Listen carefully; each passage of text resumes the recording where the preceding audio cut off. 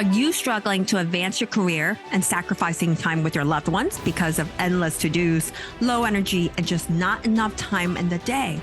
If so, then this podcast is for you. I am your host, Dr. Ann Sung, an ER, critical care, and space doctor, a peak performance coach, real estate investor, and a mother of a toddler. I'm here to guide you on mastering your mind and give you the essential skills to achieve peak performance. So welcome to Productivity MD, where you can learn to master your time and achieve the 5 freedoms in life.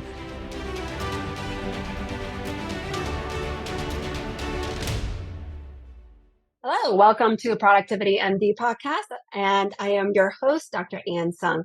Today, I have Dr. Sanjay Sharma here. He is a full-time hematologist and oncologist, and also created his own private real estate equity company. And the reason why I brought him here, we have the same coach essentially in life and business and real estate. And I just thought that his story is pretty amazing for a physician to be able to do full-time physician work and also to try to achieve passive income for real-time freedom, for location freedom, for financial freedom. So I really want to dig into his brain to see why he does what he does and also how he's doing what he's doing. So Dr. Sharma, thank you so much for being on the show. Could you give us a little bit more detailed introduction of what you currently do, where you're from, and why you do what you do? Yeah, sure. And thank you for inviting me. It's truly an honor. I remember first time I met you and first time I started listening to your podcast. So you do really incredible stuff for both yourself, your family, your kids, your husband, and for all the listeners. So it really is an honor. So about myself, like you mentioned, I am a full-time hematologist-oncologist, and I also have a private real estate equity company. I also have a medical education company in addition. A father. I've got a dog, 2 teenage kids. Um, so you asked me kind of to explain more of what I do. So, like most of the physician listeners on this podcast, I have my day clinic, right, seeing the 25 patients, and then everything outside of that is involved with family and in real estate, if you will. And so what we do is we search the country. We search for asymmetrical risk benefits, or I should say risk rewards, in terms of what are the properties out there which are super, super safe, but have the rewards where we can give our investors double digit returns and make sure that it's a good opportunity for them. And also recognizing that most of my investors are physicians, I also look to a nation of doctors who are free, like you were describing before, financial, location, geography, and most importantly, mindset. So we can make healthcare a better place. I mean, just imagine it if all patients could go to doctors who were just complete inside, if you will. And that's what I uh, hope to bring. And likewise, for what you do in your teachings in your podcast, you're teaching physicians to become that, get into that space also. Yeah. If you can have a physician who is not pressured to make that door to doc time, to make that, certain like number of like patients Hmm. seen in clinic per hour, and they don't have that financial stressor, then that physician, I've heard that, they feel much happier when they actually go into work. They feel like they have time to listen, etc. And can you tell me a little bit of, well, there's why do you have the medical education company as well, and why did you pick real Hmm. estate, and the reason why you're even searching for the 5 freedoms in the first place, other Yeah. than you told me that you want freedom to treat the patients as if they deserve to be treated, but is there anything else? Yeah. So uh, I've I've always had the spirit inside of me. I've always been taught. I think it goes back to my teachings of my grandfather. Actually, we were always taught just to be the best at everything that you can be. I looked. He's now passed away, but I looked up to kind of how he led his life, and likewise for anyone who comes from an immigrant family, on how the people who came to this country have gone through challenges, have gone through risks far greater than what I've ever felt, and definitely what my kids will ever feel. So I always grew up with that kind of mentality that no matter what you do, my grandfather taught me that you have to be the best, and you have to be um, very what's the word I'm looking for? Like you have to work towards it. His heroes with Gandhi. He was a freedom fighter. He came to the U.S. He brought his kids here. That generation of that family are super, super successful in terms of professional fields, in terms of politics, and then raising great kids. So I had that in me. So I was always the type of person who wanted to change the world. Somehow, some way, I was going to change the world. I just didn't know the avenues, and maybe I still don't know what those avenues are. So I've always had this feeling inside me that I need to make great, great big changes. So, so that led me into medicine. I mean, there's almost little profession, or there's very few professions that can do what we do and make the impact that they can. There's an absolute pure sanctity in a patient room when you're with a patient and you're helping that patient, and we're blessed to be given that opportunity. That brought me into medicine. Oncology was a natural fit for me in terms of my appreciation of the research and in terms of the intensities of what patients and families go through and how I can play a part in that. Medical education, also, I love to mentor. I love to teach. I'm in private practice. So this gives me an outlet in terms of influencing trials, mentoring younger physicians, educating existing healthcare providers. And so that was my avenue into that field. And then lastly, real estate to me is a asset class that can be mastered, especially at the level of a physician in whom we make very, very complex decisions all the time. So it's a field that you can master. It's an asset class in which you can help families, help a community, help your tenants, and bring your investors, um, quite frankly, really good returns. As an example, this is an example I use often, is we're taught as doctors to the way to become a doctor is you get good grades, you decide to become a doctor, and quite literally at age 20 or so, you start on the path, right? You go through college, you take all your classes, and then you're like, all right, I'm ready to go to med school. You get admitted to med school and you're like 20, 21, 22, whatever you are, you're young. And then that sets the course of your life. Literally, you're done. You got to study the heck. You got to spend a lot of hours doing it. But once you're in, you're done. We're apprenticed into this field. We do amazing things, and that's what we're taught. Part of that teaching process was okay, drop your money in a 401k and let it ride, and retire when you were 70. I remember when I first started practice, I'm like, what? Why would people retire at 70? That is so dumb. I'm young. I'm going to be young 70. I'm going to practice till I'm 75, 80 years old. But obviously, as we get mature, as we get more wisdom, we change. But going back to the asset classes, I remember like a few years ago, I was going to open up a Vanguard account, and they're like, "Oh, you already have a Vanguard brokerage account." Huh? I don't know why. So I figured out the password and logged in, and there was like $30,000 in there. I was like, "Oh my god, that is amazing!" I was like, "Why do I have 30 grand in there?" And it went back, and my days at WashU, we were talking in the green room that we both went to WashU and Barnes for training. I dropped like 6,000 or $7,000 in there, and it had grown over 20 years to 30,000, which is amazing. Much better than finding a $20 bill in your jeans pocket. But what if I had had that in a different asset class? What if I was getting 10%, 15%, 20% returns tax deferred? That's possibly life changing, right? That could have been 100 grand, 150 grand. That makes a much bigger impact on a person's life than that nice tick of 6, 7% return. So I am hoping that all the physicians and all my investors, they share in that, and they recognize that there's a way for financial independence. And if you have that income coming in, you can be able to practice medicine the way you want to practice. You can travel, you can do all that kind of stuff. So essentially, you're buying time, right? More time. Mm-hmm. So in your younger days, rather than waiting until 65, 70, For cash out sure. your 401k and retire.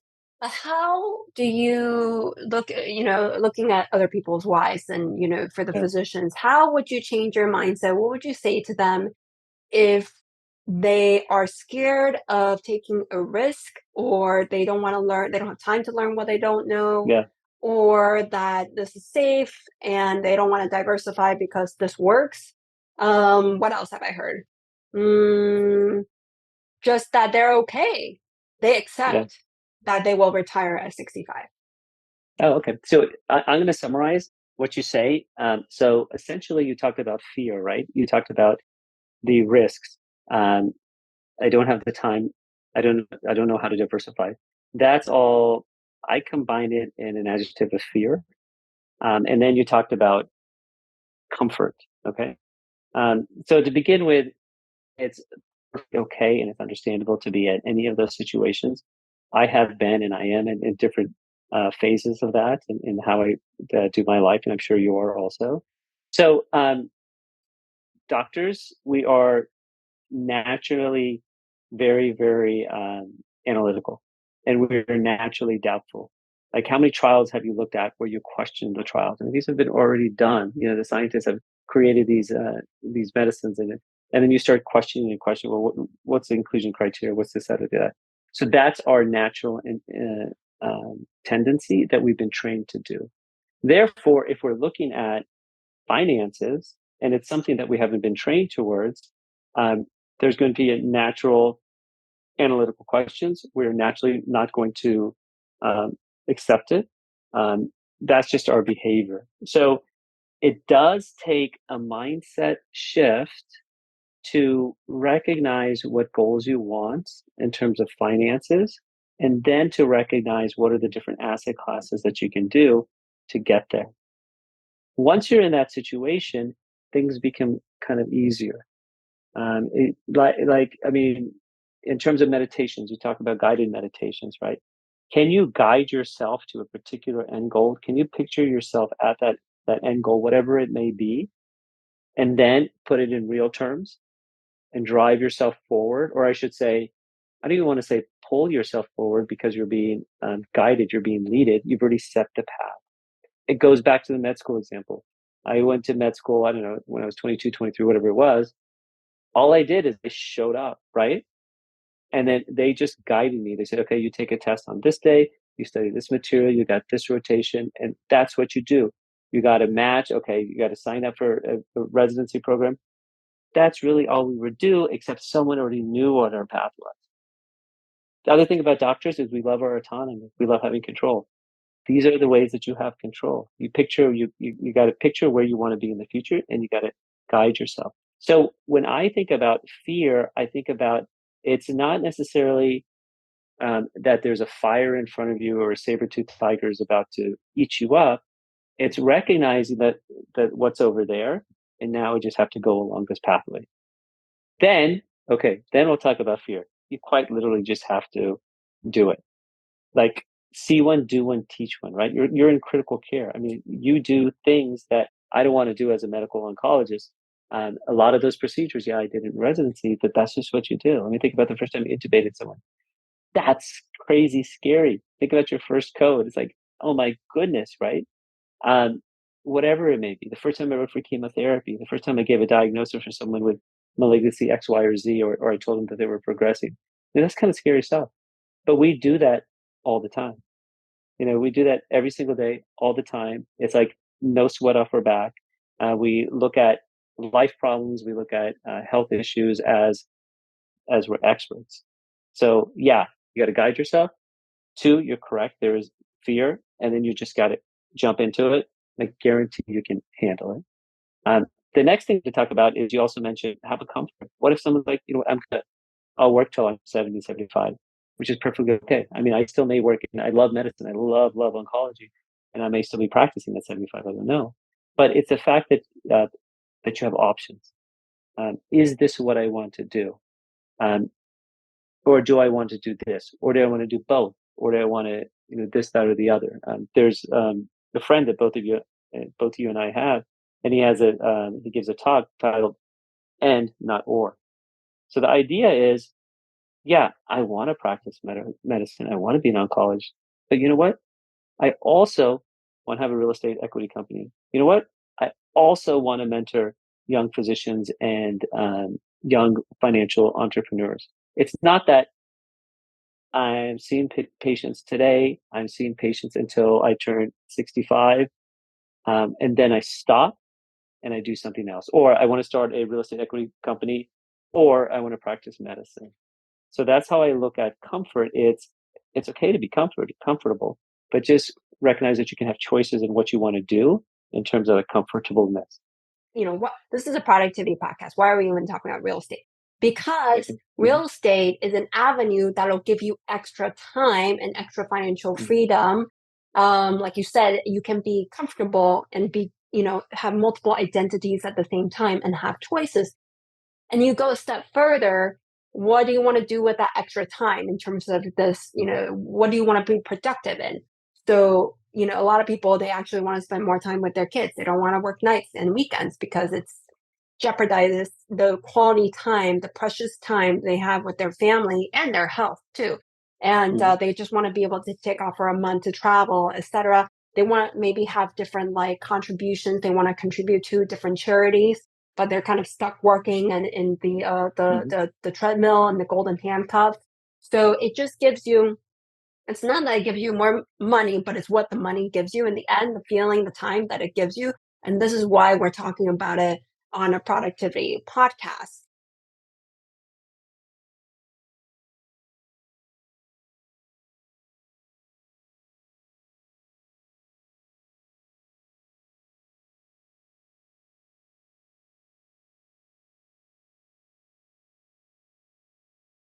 And because this is one avenue to get you to be able to be productive in your life. When I say productive, it's not just in business. It's being productive with your family, with your loved ones, with your friends too, mhm, and not let them go. And then regarding the fear, that is so right. Like if you can make a decision on epi, on codes, on amio, and things like that, on mhm. calling a code, you cannot. Yeah, You don't think you can go out and learn the knowledge that you yeah, need in order to buy you time back faster? I mean, come on, seriously, we have all the skills that we yeah. need right now to learn this asset class. So you are so right in that. And we often feel like we're just kind of stuck in one field only, and that's it. Mhm, That's and then anything else, like I'm not good at business, I'm not a business person, I'm not a salesperson, I'm not a marketing person, etc. So mhm, I really appreciate everything that you stated. And I wonder, what are your goals in, say, 30 or 40 years? What would you want to mhm. have seen created? Sure. What kind of impact, what kind of contribution, how much passive income, etc.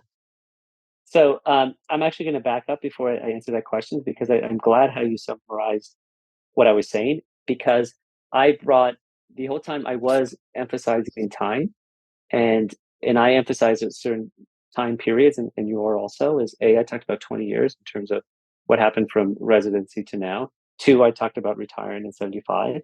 And three, I talked about kind of the activities or not the activities, the things I have interest in now that I spend my focus on.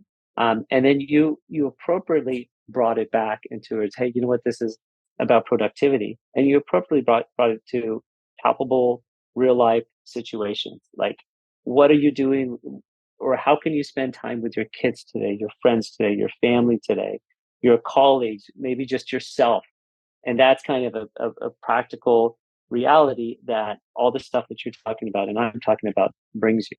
So now let's look at a bigger picture. Let's talk about 30 or 40 years from now, and um, what I hope to see, what my vision is in that time period. So I'll start out by saying that um, where both you and I are ignited by shortening time frames, right? So when you say 30 years, in my head, I immediately say, okay, what I'm going to accomplish in 30 years, I'll do in 10. Well, what my goal is in 10 is in three. What my goal is 3 is 1 year. What my goal in 1 year is, well, that's going to be Q4 2023. So what I want to see is I truly want to see a nation of um, uh, free physicians. When I say free, I mean physicians who have the freedoms that they're looking for. I truly, strongly believe that healthcare will be better if you can utilize all your skills and all your learning and all your heart to each individual patient, okay, and not be stuck in whatever spot we're put in where we're clocking in, clocking out. We still may be clocking in, clocking out, but you may not be held within that framework if you have other income coming in, if you have side income coming this way, this way, this way, if your mindset is free. So I look forward to a nation of physicians like that. Two, I look for my company to grow. I hope to be a formidable multifamily syndication company in the country, that we're known through the nations of brokers and financiers that this is a strong physician group that comes into a property with hundreds of doctors with 800 FICO scores and tons of net worth, and we can take down deals.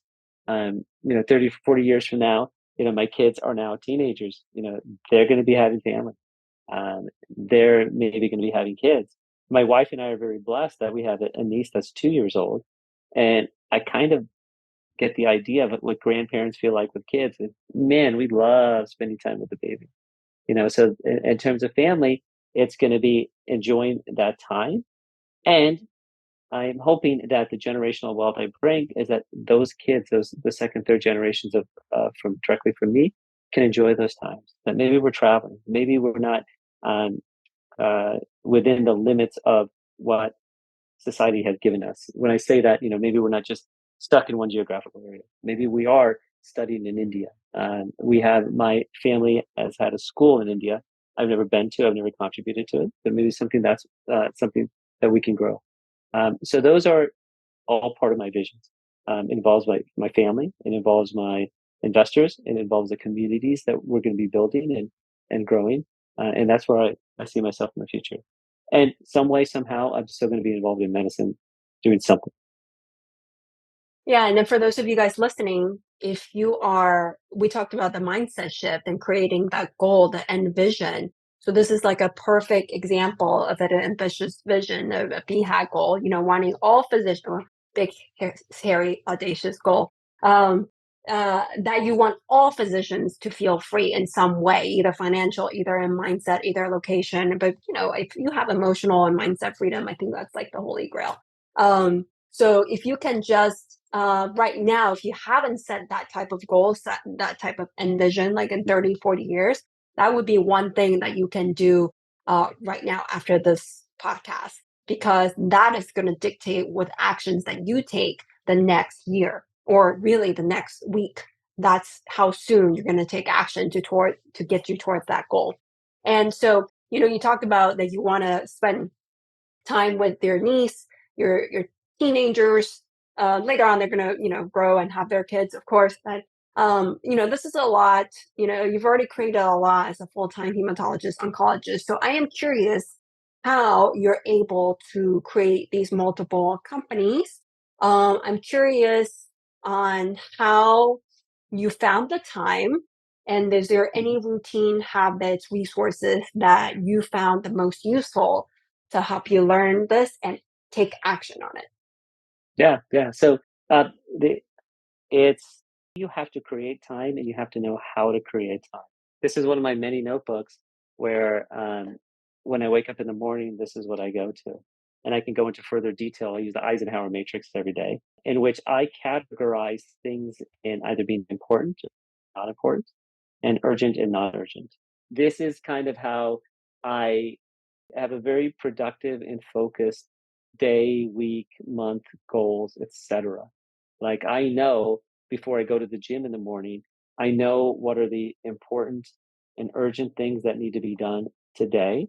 And then I have a VA, so I also have it planned out. What am I going to give to my VA? What am I going to delegate to she, my executive assistant, to take care of things? It's not so much you just wake up early and you kind of mess around. You're just like, on your phone, then you kind of eat and you're like, oh shit, I gotta make it to the gym and then you go. It's how do you make that productive?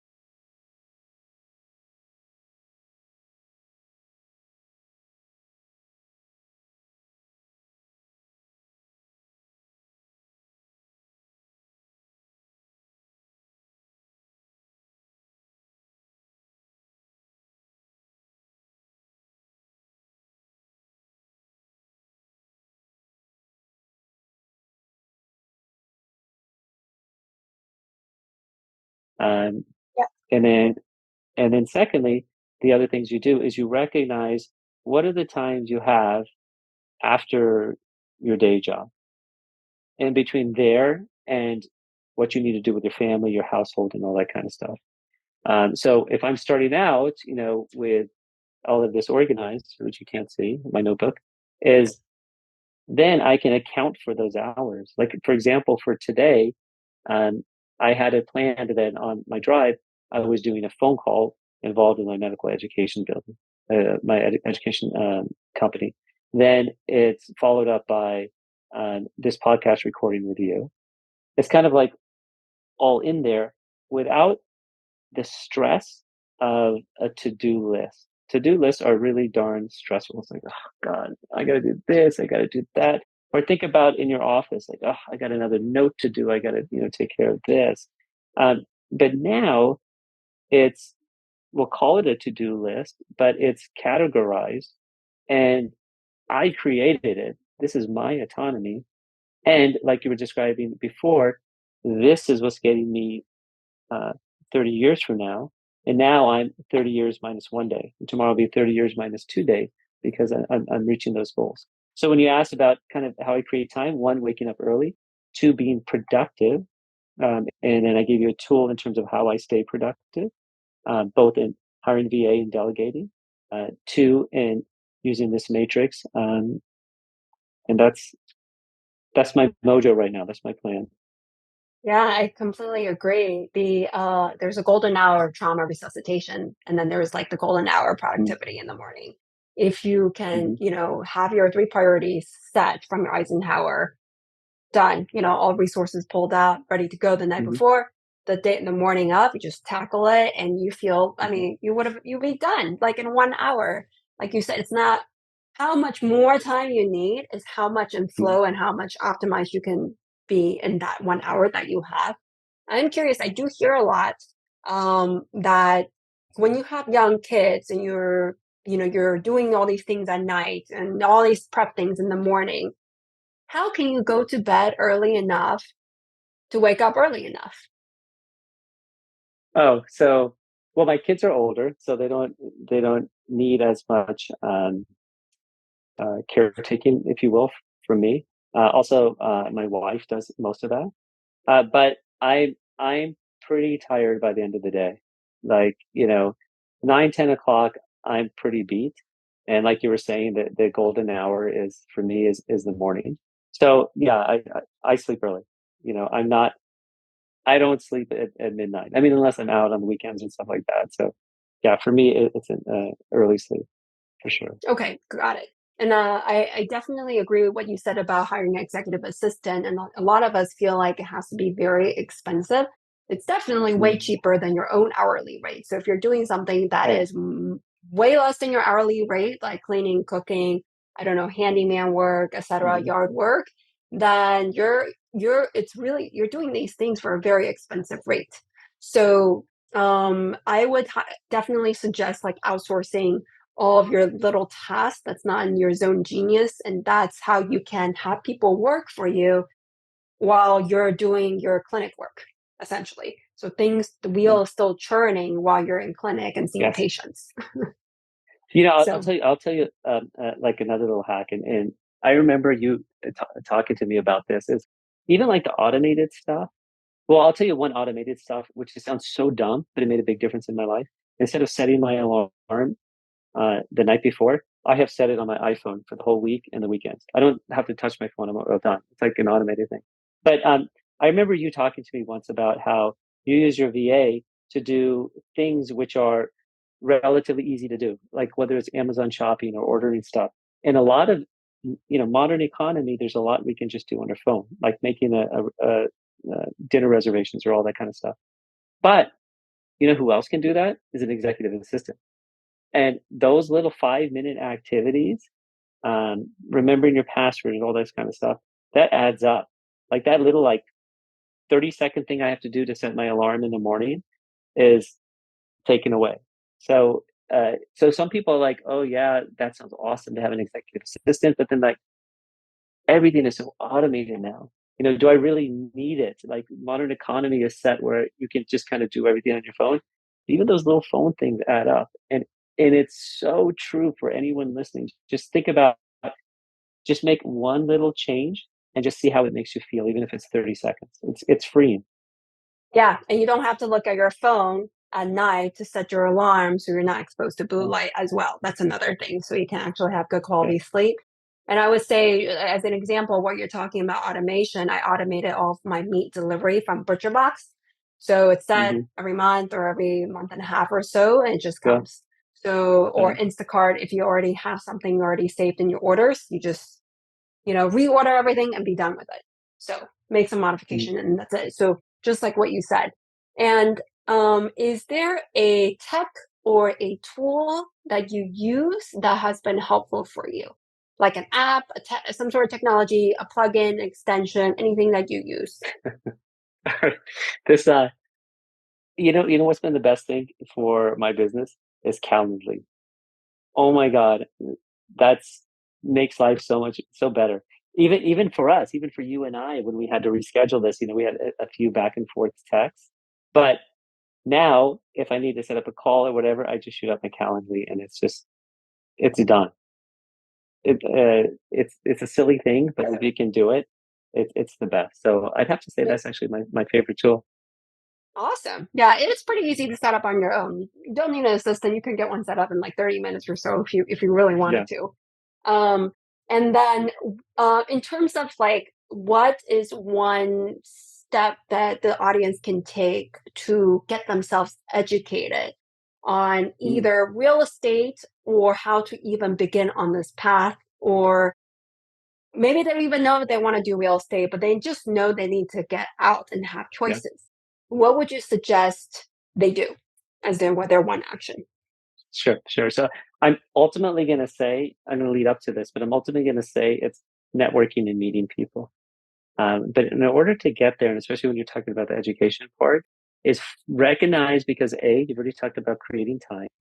Where are some of the dead times where you can do education? And the best place is the car.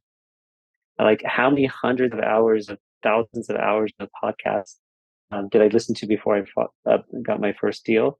I listened to it at 1.7 or 2x speed. And that's really where I get my education in terms of, and then we're also listening to audiobooks. So I recognize that dead time that you have, and I utilize that for my education, and I continuously learn, whether it's tax, real estate, activities. I also do my phone calls during that time period. So I would say that's a tool. Listening to podcasts, listening to what other people are doing. And then the next step in terms of networking is get in our realm. We are so easy to talk to. There is nothing intimidating about all of us, any of us. And we like doing this. We like to mentor people. We like to talk to people, and then maybe introduce yourself, like your podcast guest, myself, or anyone else. Send them a message. Send he or she a text or an email, and I bet you it's going to further your education, further your networking, and bring you into different circles. And for me, it took several years to realize, to find who those people are who think like me, who are doctors and who think like me and who have those freedoms. So, but going back to what you were asking, what's the one thing they can do is start listening to podcasts 2x speed on your drive to and from work. Any podcasts you would recommend, books, or any websites, blogs, and communities that they can look Yeah. into? Yeah. So there's, for purely real estate education, I think Bigger Pockets is a lot of fun and very educational to listen to. In terms of physician freedoms and recognizing what entrepreneurs do, I think your podcast is great. It kind of sets people on their mind. I like Vikram Raya's podcast, Limitless MD. I like Peter Kim's PIMD. Those are all my go-to podcasts that I listen to. In terms of books, yes, about books and resources, what I refer to in the Eisenhower Matrix, that came from The Perfect Week by Craig Ballantyne. That is a very simple read with kind of simple exercises on how to create the Eisenhower Matrix. So it's an actionable book as opposed to an entertainment book saying, oh, wow, this person is super successful and look what he or she did. It's actually a workbook that you can use. So those are the some things I use. Yeah, and I use the Eisenhower all the time whenever, especially when I'm stressed out of all the Mhm. mounting lists of items. It's a great way to organize. I think, just to touch on the most common mistake people do with their to-do list is that they do the easiest one, the quickest one, the one that is due first, typically. Mhm. They go by deadlines and how short of a time it'll take so they can cross it off.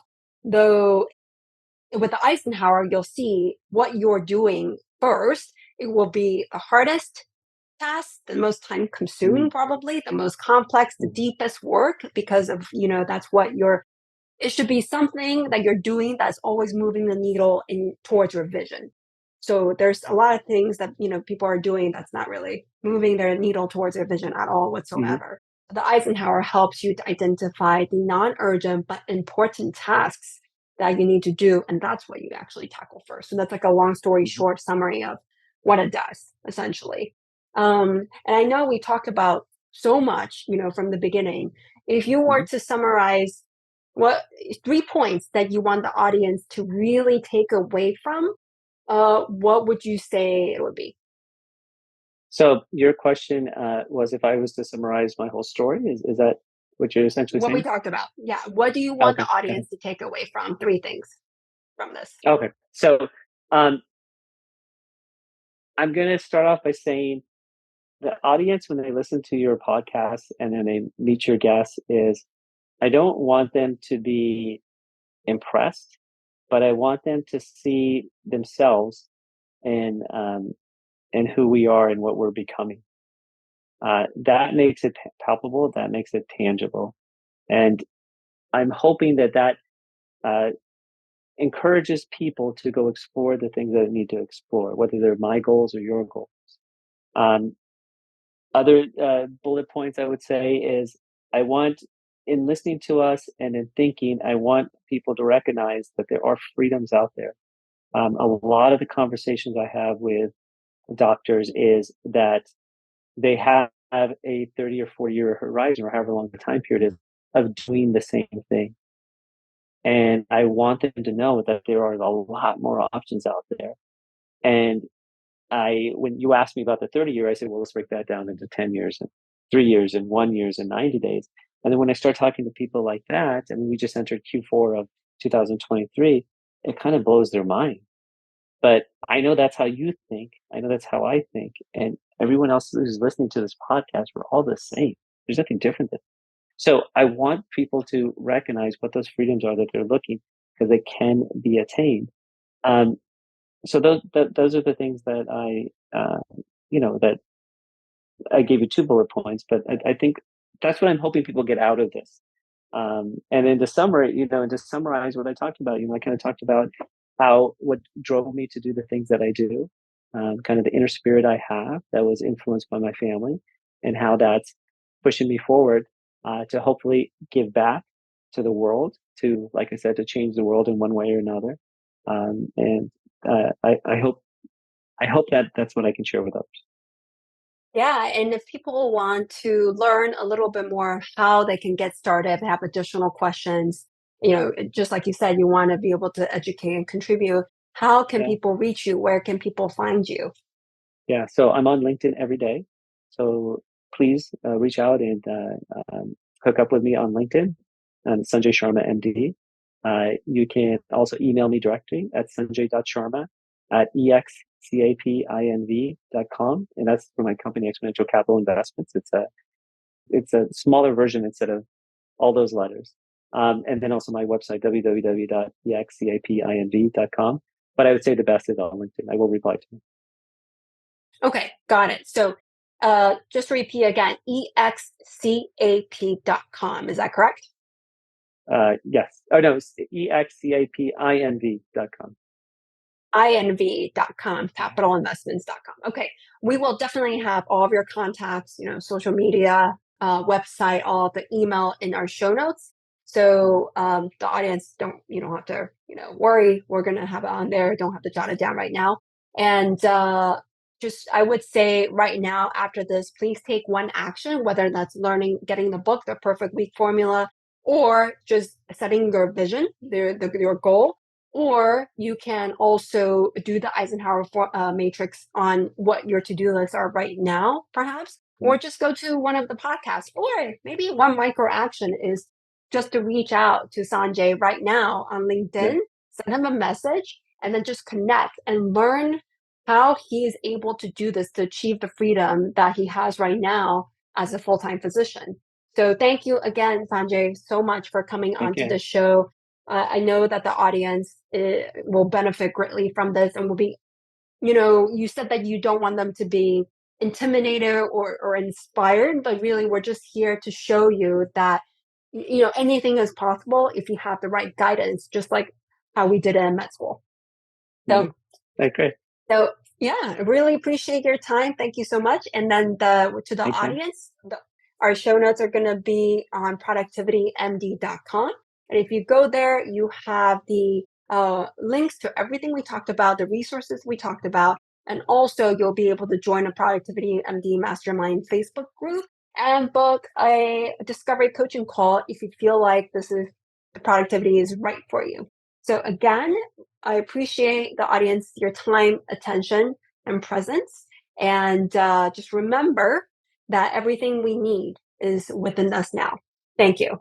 Disclaimer: this content is for general information purposes only and does not constitute the practice of medicine. No doctor patient relationship is formed. The use of this information linked to this content is at the user's own risk. The content is not intended to be a substitute for professional medical advice, diagnosis, or treatment. Users should not disregard or delay in obtaining medical advice for any medical conditions they may have and should seek the assistance of their healthcare professionals for any such conditions. The views are personal views only and do not represent any university or government institution.